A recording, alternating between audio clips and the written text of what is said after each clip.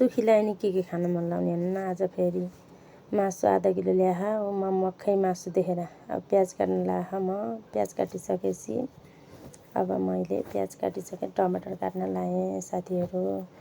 टमाटर काट्दा काट्दै नि हेर्नु न छोरालाई मैले के भनिछु अलि राम्रोसित देखाएँ बिजेल मैले बिग्रियो भने मैले हाल्दिनँ गरे भनिछु क्या साथीहरू। हेर्नु मैले जिस्काउँदै काट्दै गरेको मेरो छोराले फेरि जिस्कान्छ मलाई त्यही भएर यस्तो यस्तो गरेको चक्कुले साथीहरू। अब मैले कराई बाल्न लाएँ। कराई बाल्दा तातो भने त अब मैले तेल हाल्नै पऱ्यो। हाम्रो घर फेरि सनफ्लावर थिएन तोरीको थियो तोरीकै तेल हालेँ खुर्सानी हालेँ।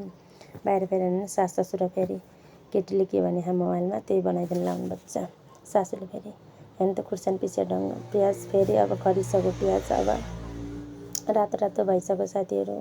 अब यतिको बसी त मासु त हाल्नै पऱ्यो। मासु हालेर चलाउन लाएँ। मासु हालेर चलाइसकेपछि त नुन बेसार त मैले हाल्नै पऱ्यो। नुन बेसार हालेर रातो भइसक्नु लाग्यो साथीहरू। मेरो त खाना पाकिसक्यो हजुरहरूको पाको के आरो साथीहरू। हेर्नु म फेरि कथेर पाक्छ भनेर मक्कै फेरि छिटो खाम्ला भनेर अब मैले चलाएको कतिले चलाउने भनेर छोरीले चलाउनु लाग्यो साथीहरू। त्यत्तिकैमा ससुर आएर फेरि ढिँडो ओह्रालो खाने भनेर ढिँडा बाल्न आउनुभयो अनि त्यतिन्जेल ढिँडो पाकिन्जेल मासु नि पाकिसक्यो।